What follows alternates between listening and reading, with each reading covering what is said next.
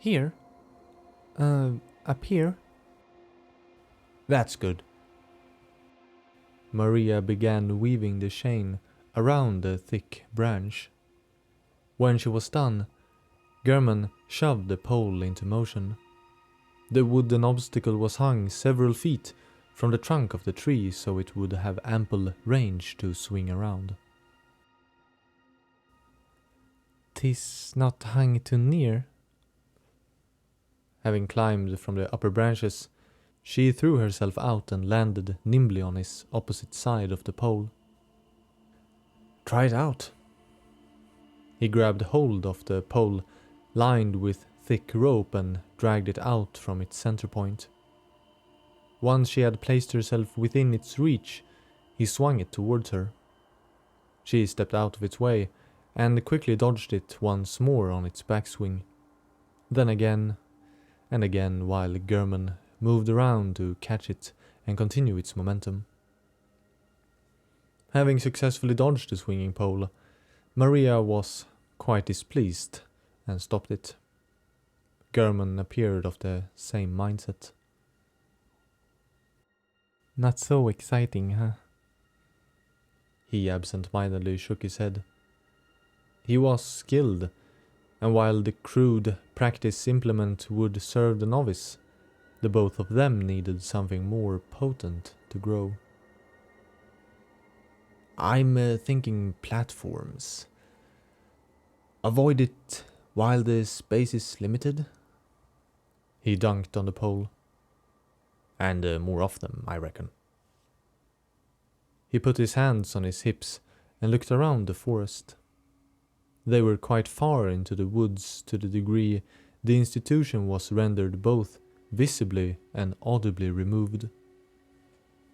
With the sounds of the wilds, it felt like they were farther than what was actually the case. Only in such a forest with such sounds can one run the risk of forgetting civilization altogether.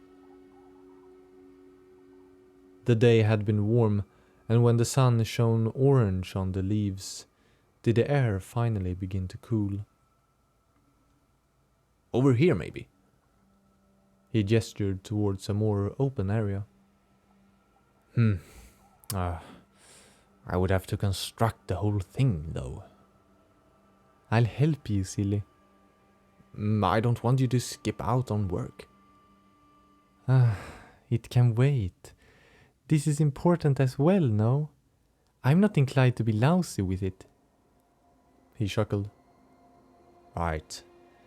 But that's long term.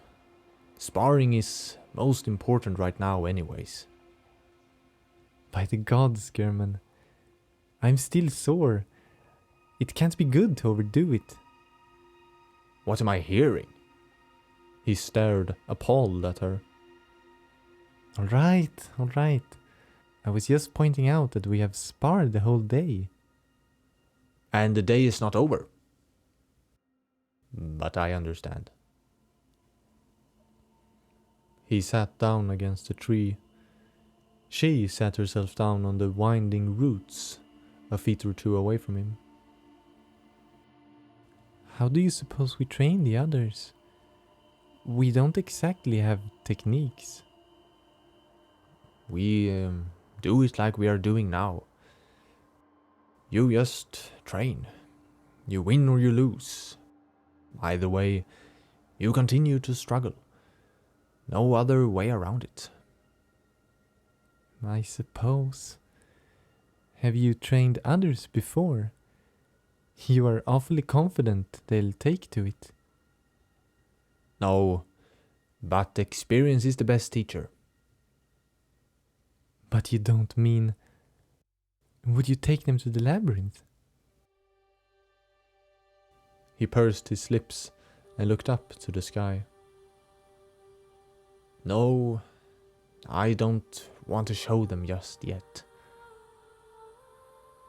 "I must admit, German, I feel bad in a way. I know it is not I who decide, but it is we who become responsible. Is it not?" "Don't you worry. We'll all be doing it together, helping one another in the struggle ahead. She leaned over and hunched above her knees more attentively. You're a wonder, German, full of secrets. You speak of so many things in an olden voice. Tell me, from where does it all come? German appeared to grow both reluctant and inward, making her fear for having been too forward. Oh, it's... He stared blindly in front of him. He did not strike her as remembering something horrible, rather something that had him struggling for words. Oh, apologies. I did not mean to be so forward. You needn't answer. No, please. I like the question. I just don't know how I would... He once more attempted to find the proper words. Try. I don't mind. Are you a woman of faith, Maria? Perhaps. But not in the traditional sense. Agreed. Let's call it spiritual. She nodded to the term, which she genuinely found more agreeable. I don't feel like there is some god's duty to care for me, nor to receive my praise. In my life, those that have been godlike have been people. Those that have shown me things and helped me grow. Perhaps you agree? She nodded.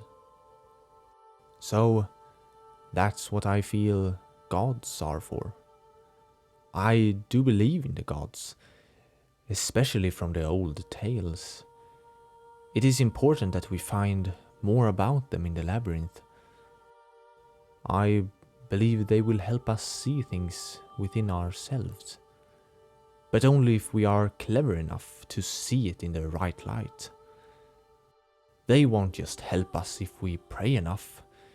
Just, we must hunt the truth ourselves. It could have been that the light cast by the dusk had changed the color tones on his face, but she swore that he blushed. It is not something...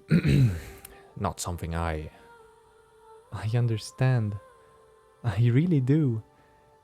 And I think it's a good way. Even though we think and pursue different things in our own minds, I can agree with your words. They sat in silence a moment longer. It's not easy to tell of such deep thoughts.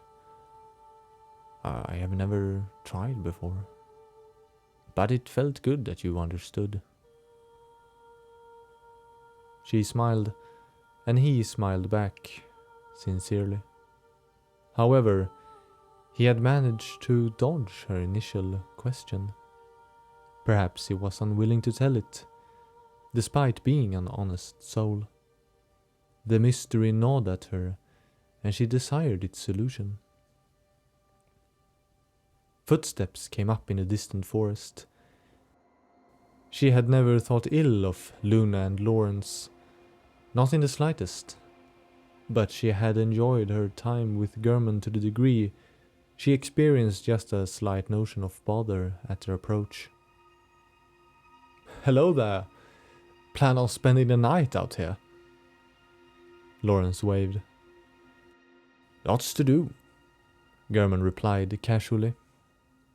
"I can see that, but training in the dark may not be so practical." "It will be dark in the labyrinth, no?" "Perhaps it is for the best." Luna sat down next to Maria. "Then you would at least find a calm moment. They are absolutely livid back there. Everyone is changing subjects so it can relate to old Themeru. Oh, I can't believe it. I, for one, think the place is utterly terrifying. Despite her words, she smiled like she thought the contrary. Bothered? No, it's funny to see them practically running around the halls. But sure, it gets on my nerves. What about the work we are doing right now? I gather there will be a while before we get to see the place. Considering... She nodded towards the pole that had grown still where it hung.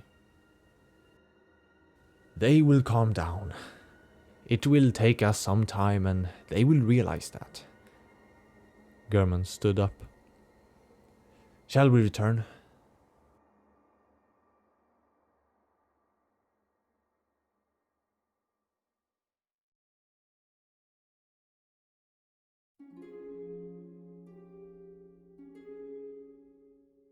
Many of the Bergenworth students would be in agreement that the most gorgeous view was from the Lunarium, adjoined with the main building overlooking the great lake.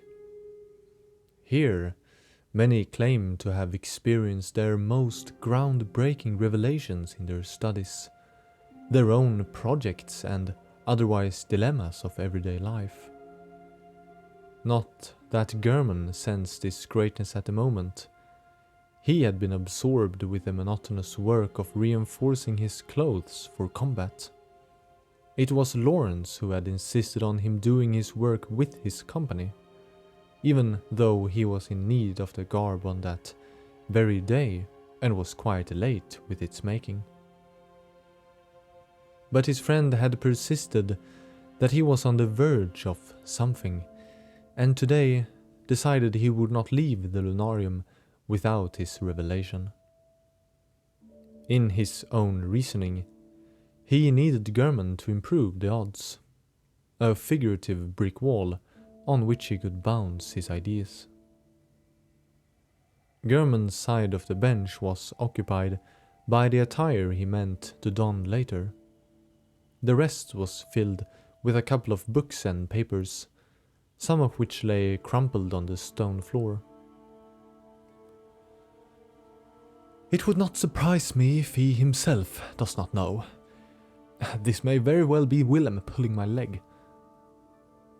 Lawrence muttered loudly in frustration as yet another sketch was crumpled and discarded. He leaned back and stared up into the midday sky, as if waiting for the revelation to fall down on him from above. When nothing seemed to strike him, he directed his attention to German. So, what's the strategy here? Not particularly striking as defensive. German smiled at Lawrence's attempt to escape from his own work. I'm lacing this coat with hardened leather, so it will be more form-fitting. Oh, I thought you were making something more protective. I am. You are most protected if you count on not getting hit in the first place. Lawrence stretched out and stared up into the sky once more. So you are making it lighter? In a sense. Perhaps I make something else later. At the moment, this old thing will have to do. Just need some modifications first. He had uncovered a burgundy coat that he fancied. It was meant for a special occasion as you could remember it, and it seemed to him that the special occasion had finally arrived, albeit in an unpredictable fashion. But you are stalling, Lawrence. Won't find any answers in the stitching of my attire, he remarked as he continued on his coat. But it's such a strange thing to look for. Lawrence stood up and started pacing. I would also look into the brain. It seems a relevant place. German commented as a way of support, though disinterestedly. Of course it's in the brain, but it's just the whole brain. It can't be. How are we supposed to... He stopped in his tracks, as if something had hit him, falling from the sky. He even complimented the visage by scratching the top of his head. The eyes! He threw himself at the many papers he had brought, looking through them with a maniacal glare. "Here," he finally said, low like a whisper. "I knew it could be significant." "What are you thinking there?" Lawrence had caught his attention to the degree that he had to put his occupation aside. "During the autopsy, there was a little, almost insignificant part in the brain. I remember how I thought in the documentation how it looked somewhat amusing, but probably had a rather dull function. But it aligns right behind the eyes." He smiled with deep pleasure and slumped down next to German. "It must be. Through the eyes and into the brain. This will most surely excite Luna. We can finally present our theory to Willem." "You and Luna have been doing more and more work lately. Is there anything interesting there, besides the work?" Lawrence appeared pleased over the answer to the question and smirked. "Aside from being a stimulating research partner, she is a very good friend." He added nothing more to it, but German speculated that there indeed could be.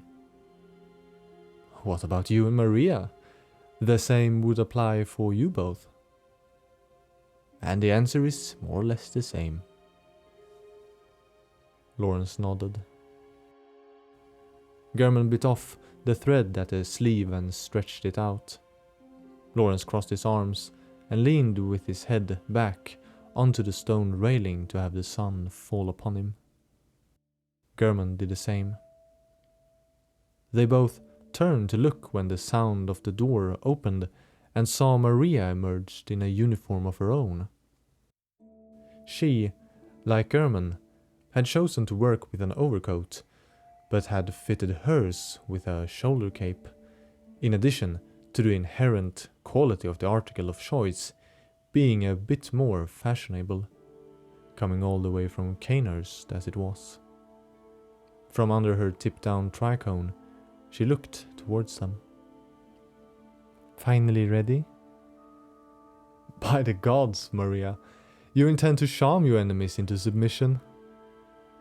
Lawrence stood and mimicked an applaud before gathering up the mess he had created while pondering. German found himself surprisingly astonished into silence. Maria rolled her eyes, but smiled gratefully. "Thank you, Lawrence. It's mostly upon Luna's insistence. Had I done the work alone, I'm afraid much of the adornments would have been discarded." "You are far too practical, Maria. It turned out beautifully." Lawrence walked up with his bundle of inventory, and she did a quick spin, giving a better overview of the masterpiece. "I can't deny the compliment. Thank you again. By the way, Luna mentioned wanting a word with you." He quickly looked back at German, nodded to him, then to Maria before hastily disappearing into the main building. "Well?" He found that his jaw had dropped ever so slightly before composing himself and threw on the piece he had made. "They are here?" "Yes, Master Willem is waiting downstairs. He wanted to speak with us concerning the matter." "It really looks great, Maria." She sighed. "I worry I allowed Luna to get a bit carried away. Yours looks much more efficient." "Not at all. A bit of decoration could never hurt. What do you think we can expect from these men?" Together they walked into the main building, where fellow students lounged in the reprieve from their studies. The pair made a fierce silhouette that got the surrounding individuals to turn their heads. I have not the slightest clue. He has been ever so secretive about those he had found. As soon as they exited the building, they spotted Willem standing at the gate that separated the beginning of the forest and the lakeside. The dashing instructors have arrived. He stretched out his arm in an exaggerated greeting upon their arrival. Not what I expected, but then I am not the expert here. Strange means for strange foes. We'll be ready and capable with what we have in mind for them. I trust you want to know about the material I have provided.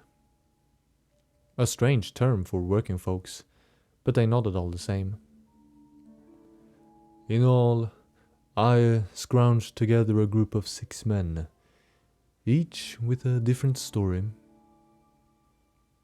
He leaned in closer and relayed the rest in a bit more dignified voice, out of common earshot. They have not led easy lives, and they accepted with the promise of high reward, which I, by the way, intend to honor in the end. Don't you fret. But they mostly accepted because they have little else to do now with themselves. I am familiar with the kind of face. To them, this is their second chance in life. German threw Maria a quick but knowing glance. An easy bunch, then.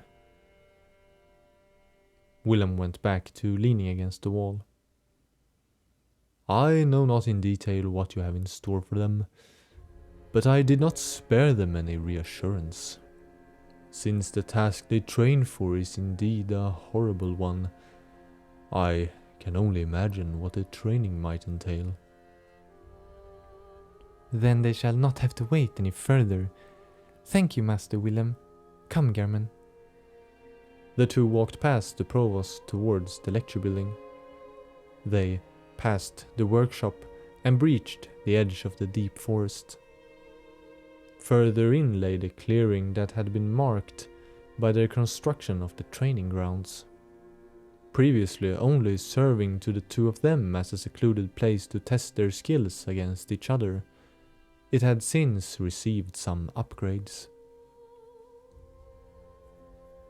Under the great oak that stood in the middle of their clearing were 6 characters now present. Some sat, some stood pensively. When they became aware of their approach, everyone straightened up. While they still stood in the shade of the oak, German and Maria stood out in the light of the sun.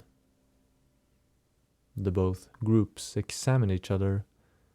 The ages of the 6 men were impressively varied. Hard to define the exact age, but one could easily be described as a boy, while another as a senior veteran. German let the silence linger until one of the sturdier men made a movement provoked by the tension. I am German. No further titles necessary. And here is Lady Maria, my accomplice. It is we that are your instructors. Now tell me, what is your own perception so far about the situation? He spoke clearly and firmly, yet made an effort to come off as relaxed and casual. 3 of them were more advanced in age than himself, being grown and hardened men now down on their luck. The remainder seemed as young, or slightly younger than himself, and could not have had an easy life to have led them here. He was curious as to why, but it was rather irrelevant. A bald man with thick mutton chops came out of the shade and spoke. "You are the instructors?" he asked skeptically in a low tone. "That's right, but answering a question with a question will get us nowhere. So?" The man grunted.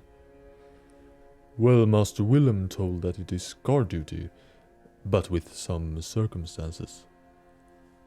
"Right." The man hesitated before continuing.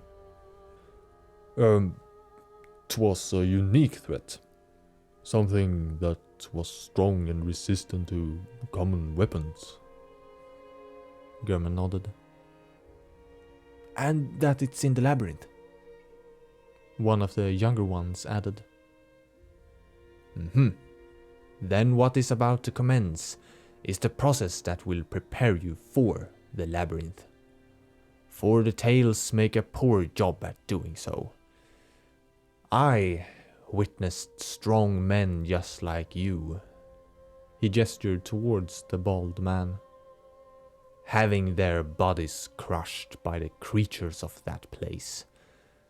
And I mean broken ribcage and limb tearing. If you think you can imagine what it's like, you can't. Two of the older ones seemed to have unspoken objections as they raised their eyebrows at him, but he brushed them over. It doesn't matter how many brawls you've won, battles fought or wars waged. I am telling you that what hides in the labyrinth is something man has not seen before. Therefore, your experience do not matter. You are all children under my tutelage, and I will make sure you can be competent enough to protect the men and women who will explore the secrets in the depths." It was hard to tell what they all thought. The uncertain upturned brows on the younger ones could be fear or plain doubt. The veterans were more adept to hide their inner thoughts and remained stone-faced. "Well, you will be wise to take me at my word for now. It is the only thing you will have for a time. If you think ill of the cause or have any other objections, get them out of the way now." He fell silent and, one by one, looked into each of their eyes. One of the older with a full beard raised his bushy eyebrows at him. "And what do they hope to find down there?" Not with apparent disrespect. His phrasing plainly told of a man that had learned to leave things beyond one's own comprehension well alone. "One day, the scholars of Bergenworth may give you a good answer. Have any of you served in the army?"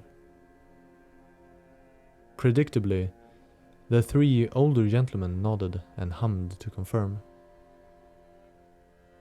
"Then you know not to question assignments or orders given. Your orders, as they are, is to push back the foreign terrors of the depths so that your fellow men can do their job. Keep it in your head that your orders are to keep them alive down there. That will become your purpose henceforth.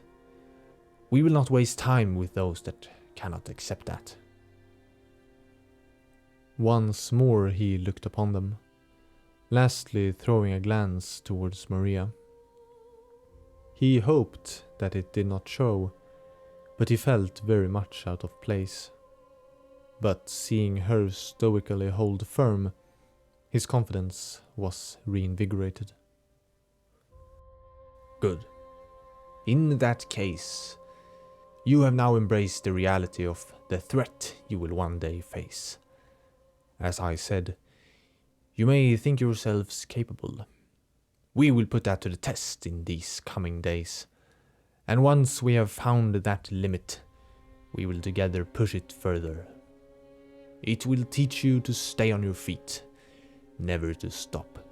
You will learn to be faster than any man.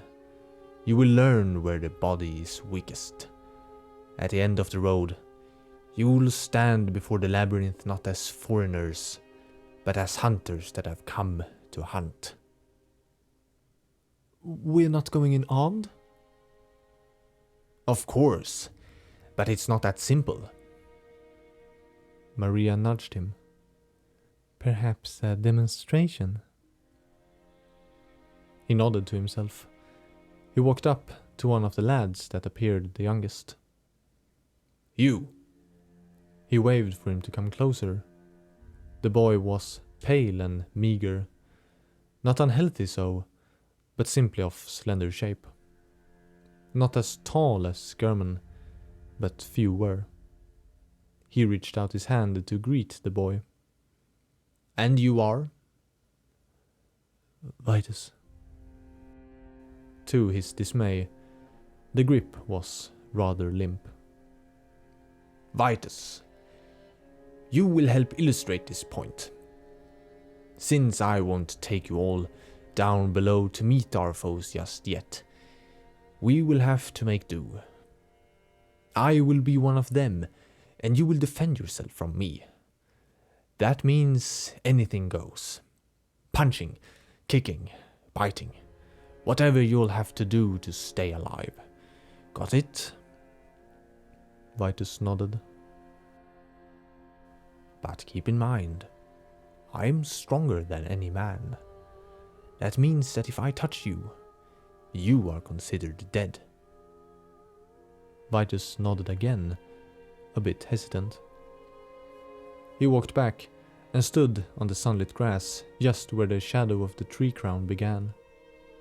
Vitus followed, but remained a distance from him within the shadow.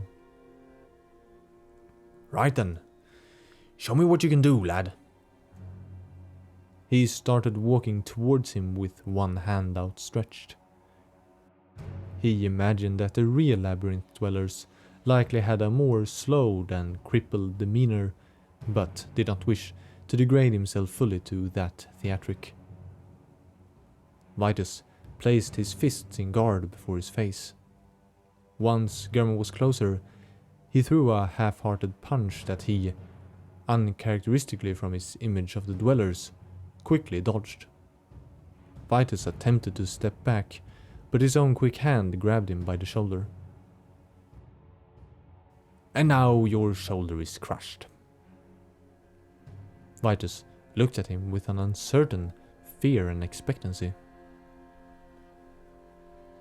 Granted, due to their sluggishness, your attack would have landed, but they would simply take it. They are fiercely resilient. He released the light grip of his shoulder.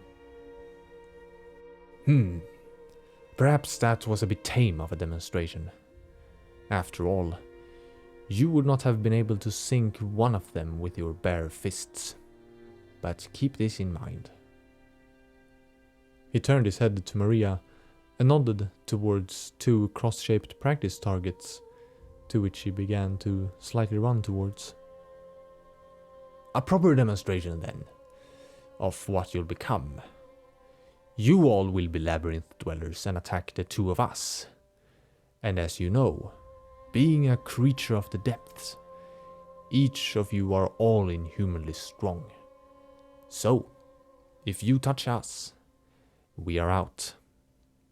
But we will attack back with our normal strength and the skill we possess. And if we render you incapable to continue attacking us, you're out.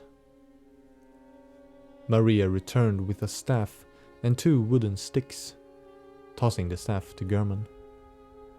None of the newcomers had yet to prepare themselves.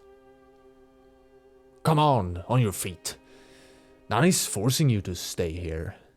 If you are unwilling to do what I tell you, I prefer you gone. He adopted his gravest expression. It would prove to convey his resolute intentions, and the 6 men walked up to where they stood. We'll go easy on you, if it is fear that has you so hesitant," he commented while Maria came up to his side. The lady too?" one of the veterans inquired gingerly. Maria put his concerns to rest with a lethal glare. Paired with her beauty, it could silence just about any man. "How should we do this then?" "You fall, you're out. Too tired, you're out. Land a blow on us, or even the slightest touch, we're out." German pointed the staff at him. "There are no tricks in real battle. Anything goes. You are our foes, and we are trespassers in your domain. Treat us as such. I guarantee it will not be enough to repel us." He smirked. He knew how it must look to them. A boy in fancy clothes and a delicate lady that spouted accusations of their inferiority. Preferably, it would stir them up to try a little extra. The 6 initiates surrounded them, and Maria readied the 2 firm wooden poles in her hands, a reconstructive means to the twin daggers. German grabbed a firm hold of the staff and held it readily in front of him. Maria was the first to decisively act by jumping to the side, causing 2 out of the 6 to aggressively follow after her with their arms held to their side like they preferred to grab hold of her instead of raising their fists to attack. But her slender frame and uncanny quickness had them astonished and bewildered. German acted accordingly and ducked forward to utilize the confusion wrought upon one of the burlier men and swept the staff across his legs as he passed him by, sending the man to the ground like a falling tree. The bald man turned and raised his fists to German. A younger lad leapt forward in an attempt to grab him. German stepped out of his way and flew by. The bald one was quick to step after him and threw his fist at him like a professional, but German slammed them away with the staff. He spun around, moving forward towards the man's rear and swung, hitting the back of the bald head, causing him to stumble forward. Maria was well on her own, letting one of them take a few wide swings at her before retaliating by striking the poles against both of his arms and quickly transitioning into a dodge roll as another came up behind her. He followed her, and once she stood up, she started a barrage of swings, starting at his legs and moving up towards his chest. He put up his guard, but she spun around and elegantly kicked out the legs from under him. German allowed the 2 he dealt with to turn around and face his direction. When Vitus entered his field of view, he pointed the staff menacingly at him, and the lad grabbed the end. The bald man took the opportunity to lunge, but German let go of the staff altogether. He dodged out of the way towards Vitus, now wielding the staff, and could barely comprehend his new advantage until he was assaulted by quick jabs to the face. He flinched and tried to guard with the staff, but he grabbed hold of it and swung him around, placing him between himself and the bald man. He struggled for a moment with Vitus holding the staff. Sensing where his energy flow was aimed, he went with it. He grabbed one end with both hands, turned around and ducked down just when Vitus attempted to wrestle the staff from him, resulting in Vitus being thrown to the ground in front of him. He swept around with a wide swing, just missing the bald one as he approached. Being one of the more experienced ones, he feigned a punch which provoked German to dodge to the side. Upon seeing him begin to lunge into a tackle right to where he had stepped to avoid the punch, he was forced to throw himself in the direction into a roll, barely escaping the man's forceful assault. He was quick on his feet, and as the man turned towards him, eyes wide with surprise from the quick maneuver, German reached out with the staff to try and jab at him. The man backed while grabbing a firm hold, and with his own impressive strength broke it in the middle with his elbow. Though mildly surprised, and still holding a part of the broken staff, German's reflexes after such a move was still superior. He stepped to the man's left side with impressive speed and started to rapidly strike with a short pole. The man barely was able to turn and guard in his direction before he stepped in with all his force to shove the man down to the ground with his shoulder.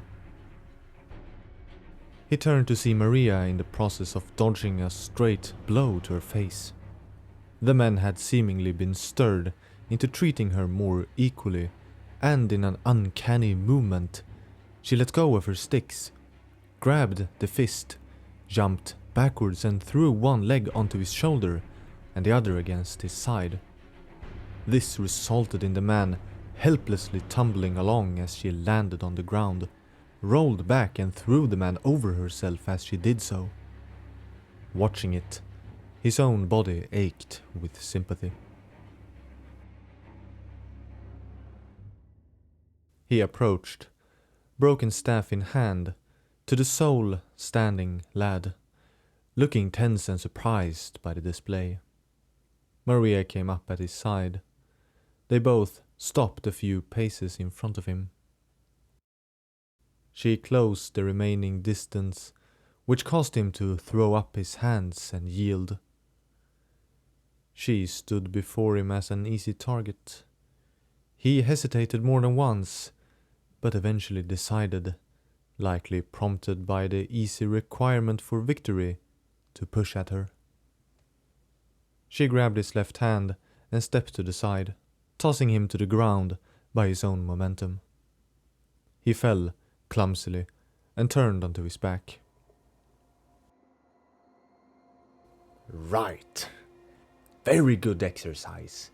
Wouldn't you say, Maria? Indeed. Almost broke a sweat. She extended a hand to the boy on the ground and helped him up. That worked rather well, he declared to the participants as they still sat on the ground. Soon enough you will know the true terror, and not just the pretend of this game. How terrifying it really is. But until then, we will have to make do with each other. He paused to allow the collective groaning to cease. Once he was satisfied with having earned their full attention, did he continue in a milder tone. There are no hard and fast rules. I believe you all know what I mean. There is no defined way to victory. Only insurance of survival. In time, I will take you to the labyrinth, and the real struggle will begin. But until then, we'll struggle together. Fight and strive for perfection and wholeness of body and mind. Come, there is one more part of the program you should see. They followed along to the edge of the circular clearing. Thanks to his know-how from tending a farm and Maria's ambitious aid, they had constructed a somewhat acceptable running course. There were elevated narrow planks, poles, ropes, tree perches, ramps and pits spanning an impressive area in the thick woods. They had run it themselves, which made them both familiar with its perks and what they found lacking. But for the apprentices, it would serve its purpose for now. The wooden pathways and ropes vanished among the trees and created a vegetated maze. Here you will learn what speed is. Here you will push your body to its limits, and many more games will be played here. He turned to them, hands on his hips. Your thoughts? They all looked hesitant. When will we see the labyrinth? A young voice asked. When I deem you worthy, I will not waste you on that place. When I am certain of your skill, then you will see it. Believe me, once you're there, a part of you will wish I never brought you. Maria nudged him. Perhaps we can cut the first day short. There are other businesses we must see to. You're right, of course. As you know, Bergenworth will provide lodging and provisions. You're only expected to attend the program, making you a fully fledged tomb protector. You might not see it now, but the work will be glorious for mankind. In time, you will know the severity of your duty.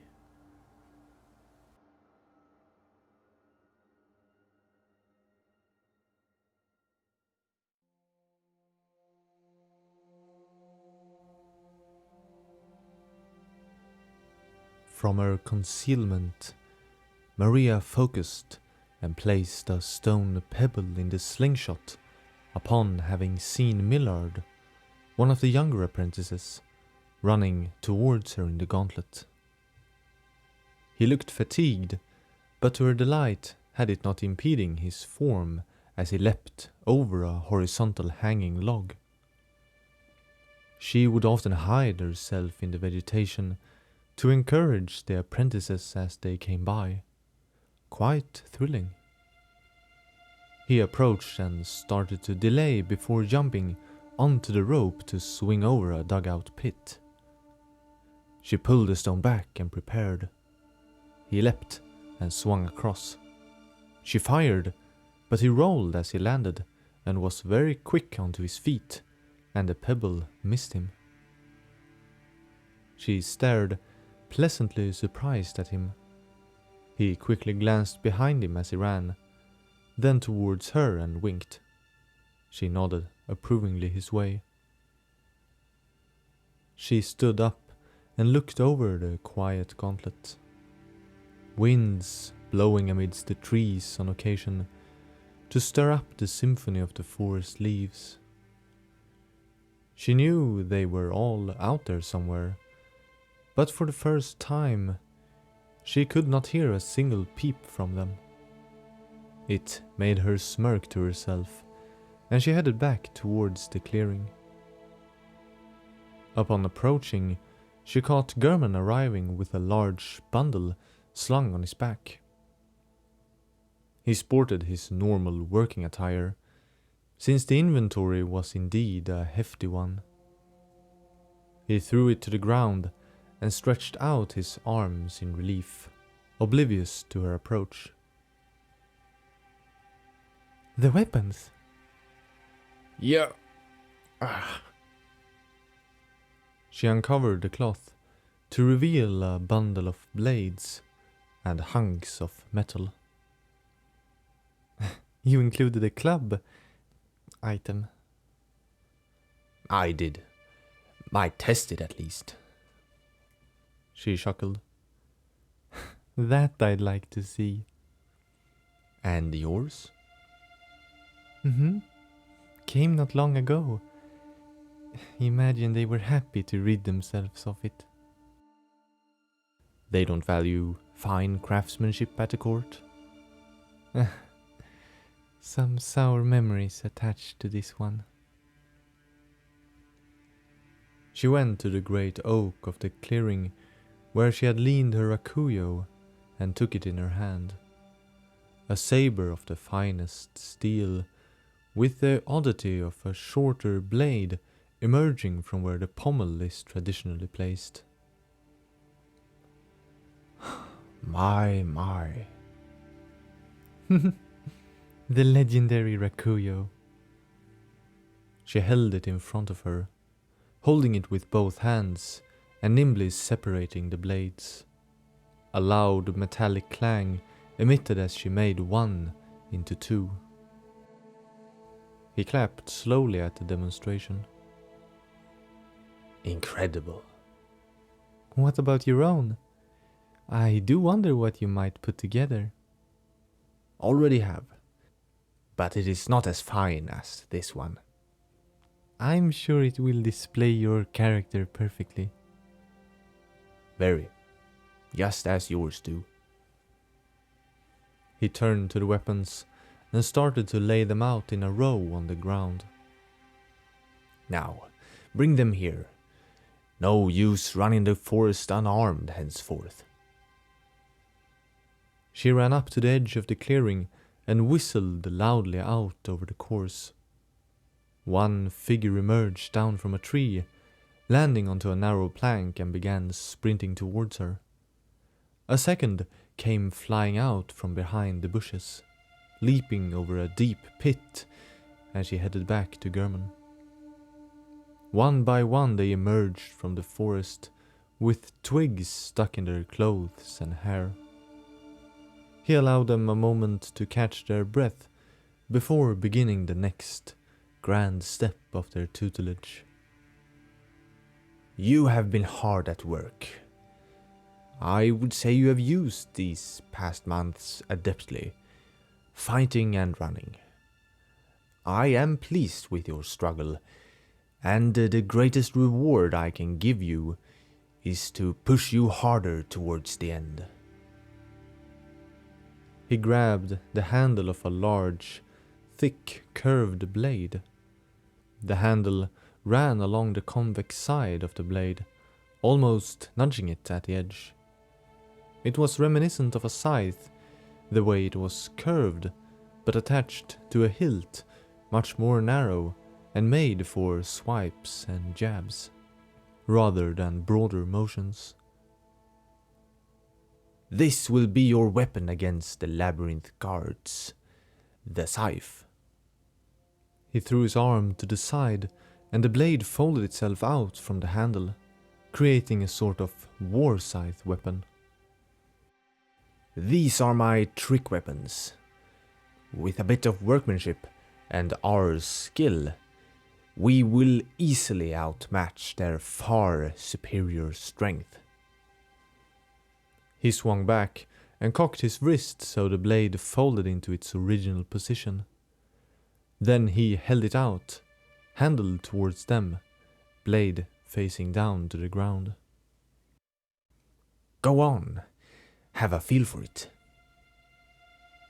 Young Millard took hold of the weapon, being the one closest.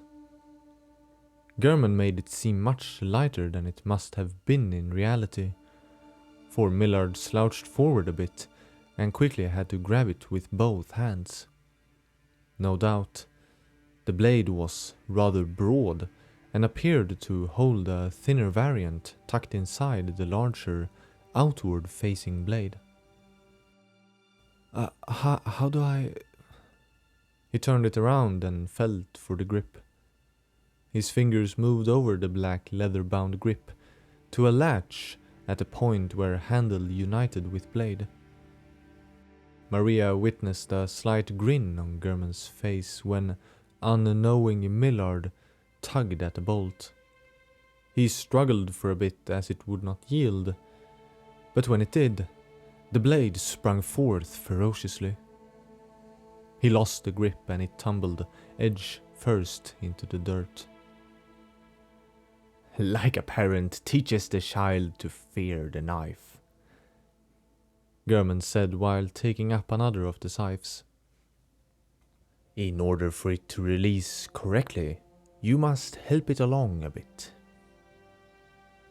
He began showing the motion he did before, much slower, revealing how he gently tugged at the latch as he threw the weapon to his side and the blade folded out.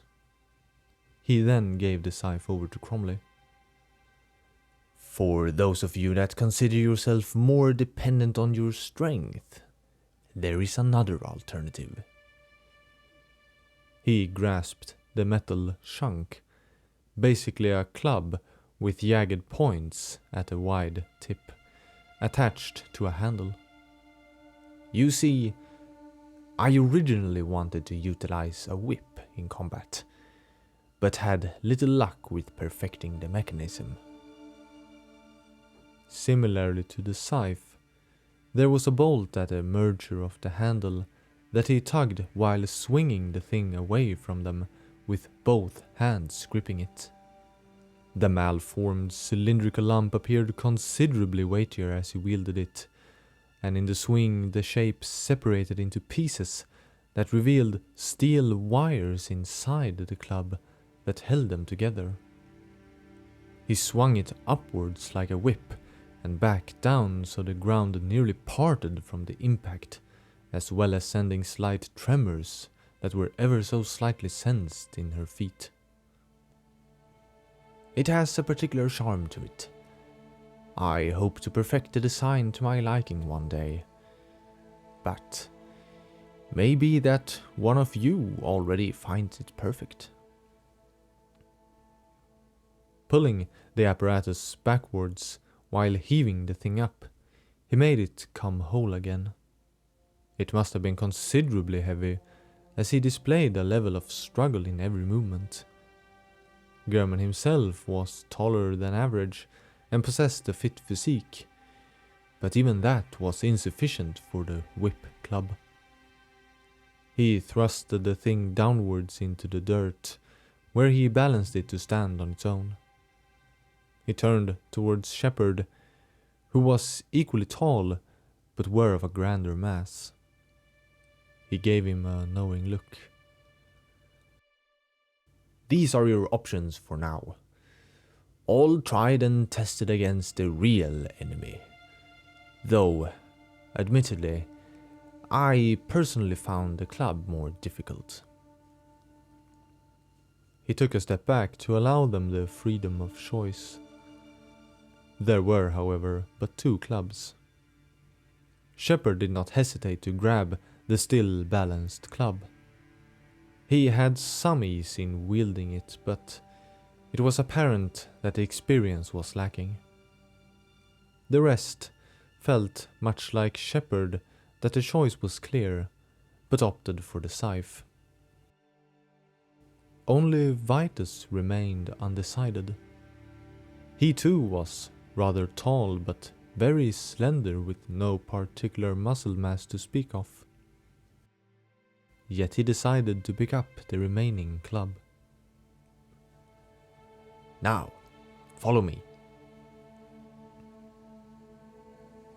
He went behind the oak and walked to the other side of the open grass plot, to the opposite edge of the forest, in relation to where the beginning of the gauntlet was.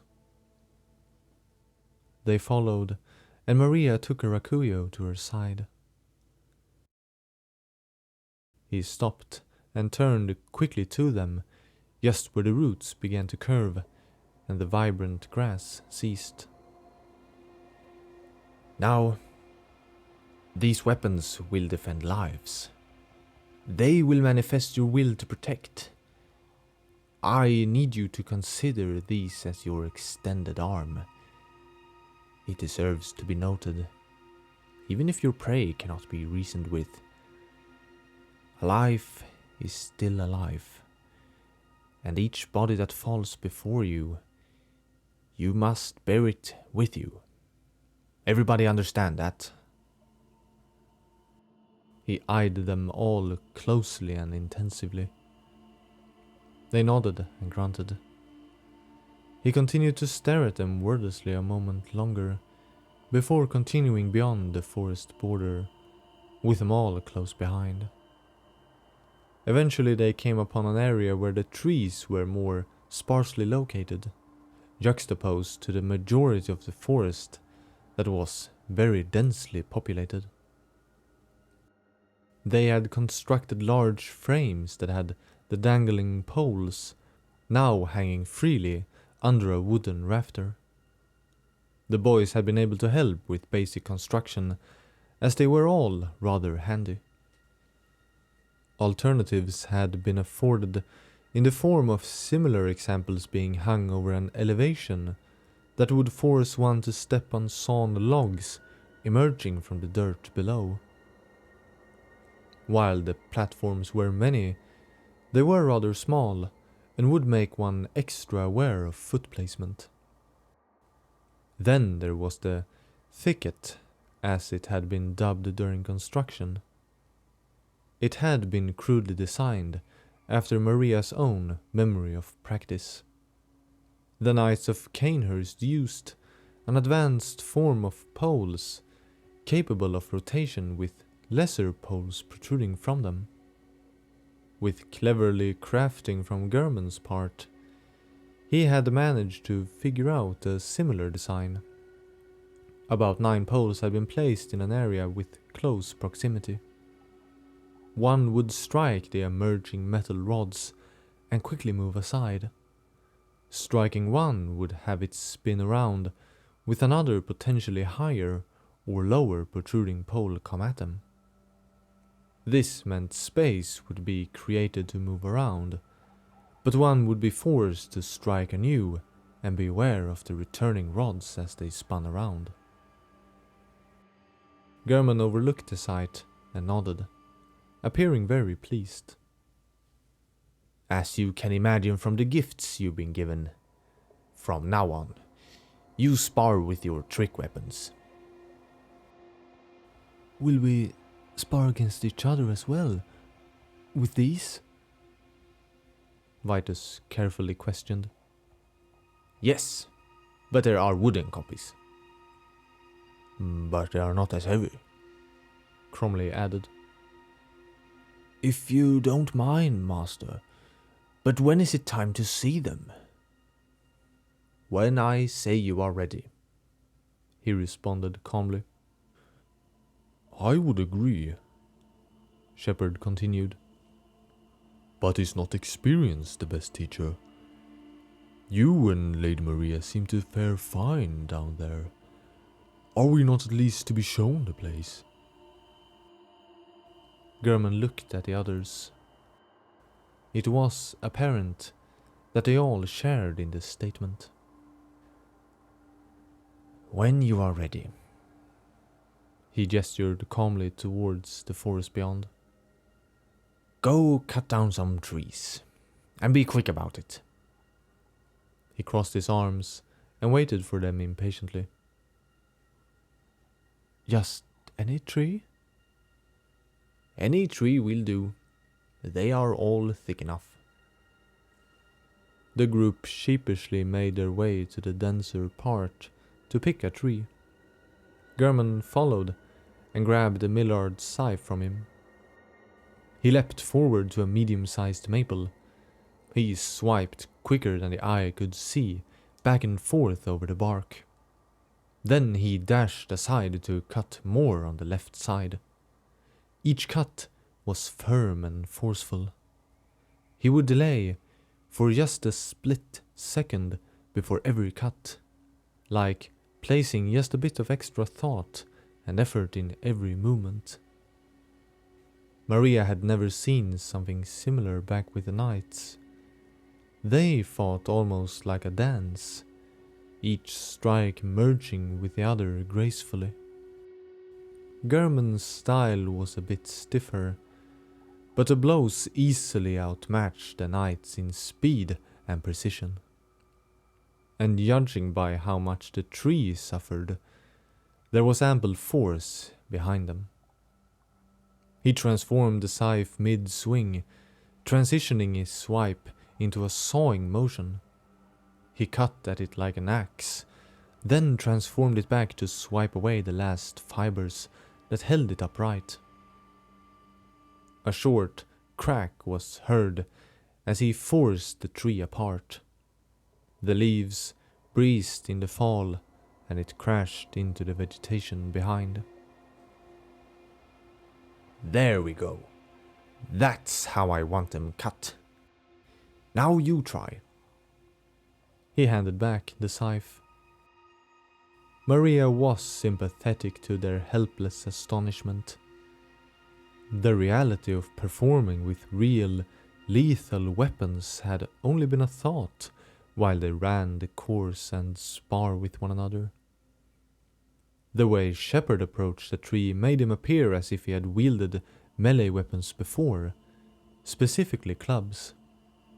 He began cutting with a jagged edge at the tree like an axe.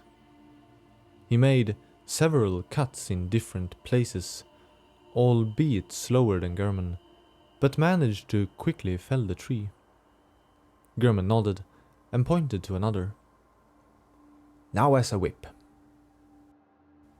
He became humbled by how flimsy he handled the flaccid shape while not even attacking.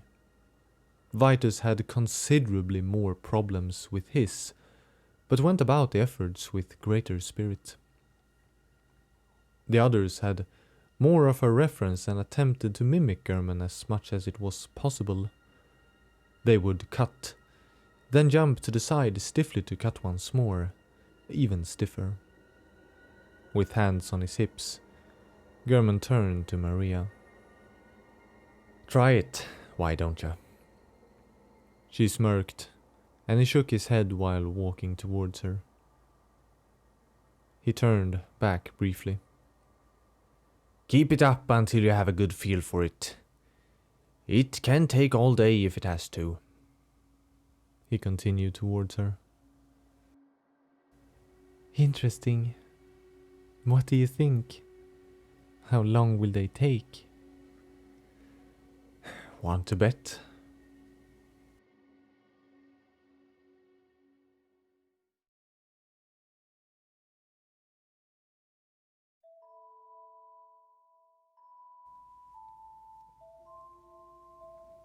Vitus let the club fall out of his hands.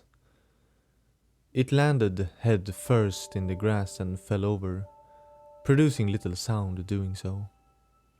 He himself slumped down onto his back and was left staring into the sky between the tree crowns. The gloaming darkness of the approaching night had caught him in surprise, prompting him to suddenly cease his lonesome training. Shepard had left while it was still bright, but not him. The giant club had yet to find comfort in his hands, but like German said, there were no rules to victory. You just struggle on, and one day. As he stood, the world spun in his vision, and his arms strained outwards from his body. One day he would be Shepard's equal. One day he would be master of his body. But not today.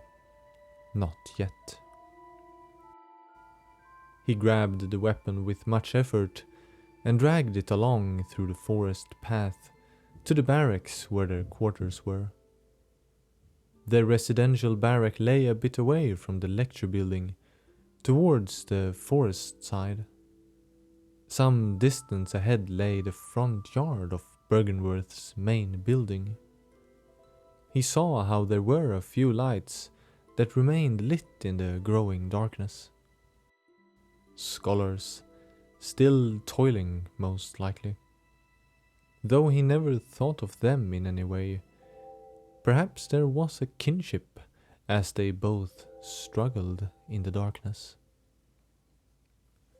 His attention drew to the main building. He felt an attraction from the lit lights, despite being tired. A certain energy vitalizes one that has endured rough physical training, and he could not rest just yet. For while his body was tired, his mind was anything but. He leaned the club against the cellar storage door and walked onto the path leading to the gate.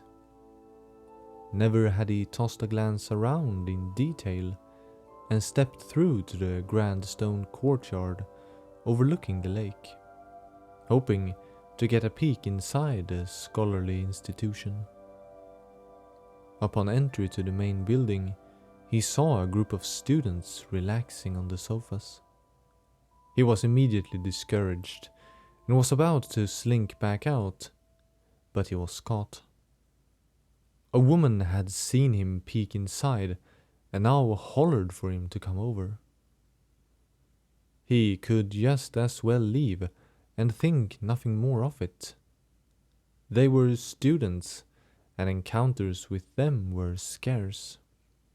But his energy and confidence from a good day's training had him in a superior mood, and he chased away the antisocial thoughts. He complied and slowly entered.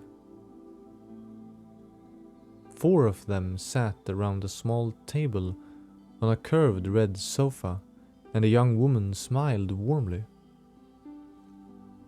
"You are no student, are you?" Her voice was devious, but her face was warm and welcoming. "In a way I am. I just don't study in the same manner as you do." "Oh, I thought you worked for German, the caretaker." The boy next to her spoke up.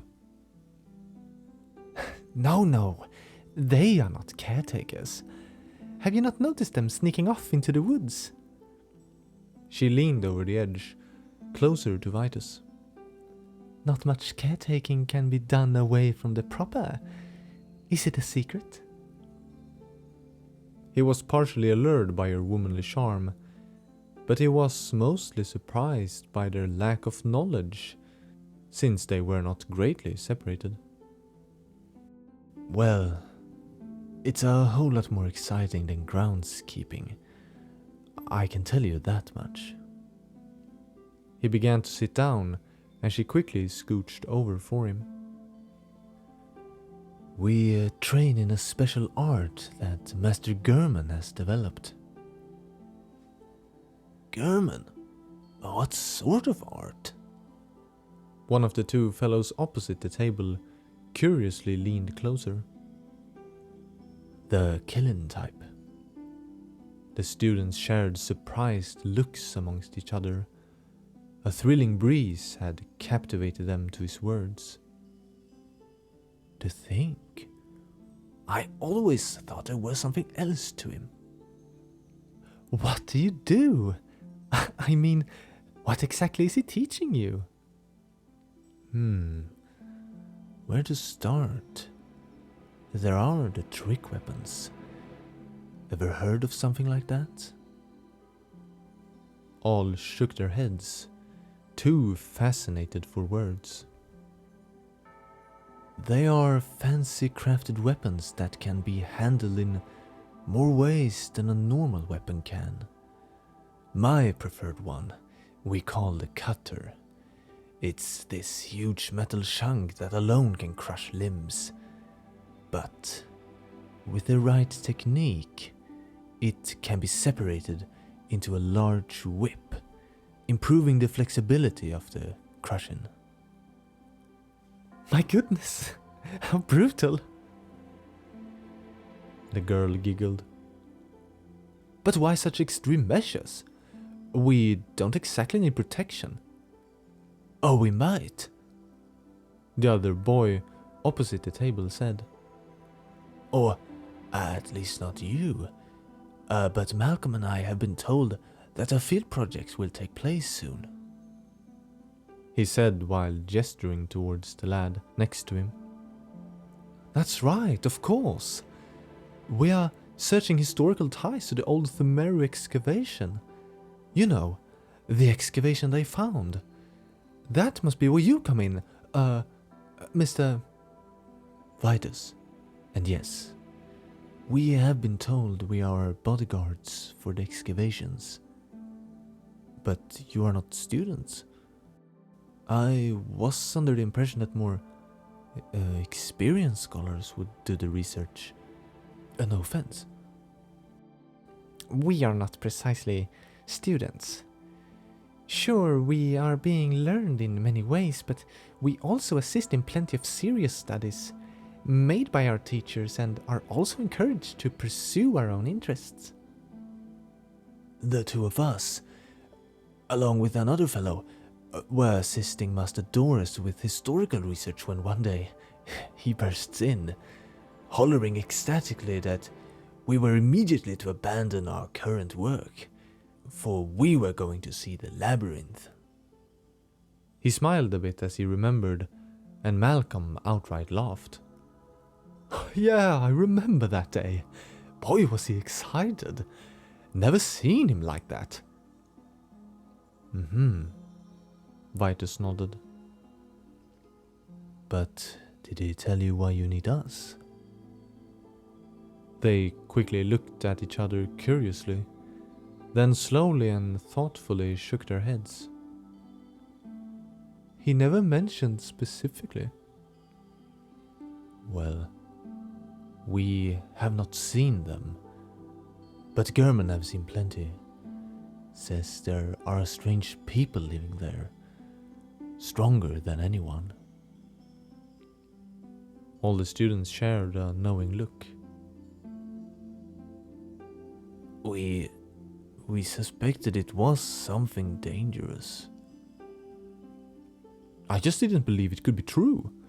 But you are actually going to defend us from the Thumerians. That's the job. But I need to get stronger first. The woman leaned in closer. Seems we both know very little of each other's work. It's nice to meet one of those I will be working with soon enough. Likewise.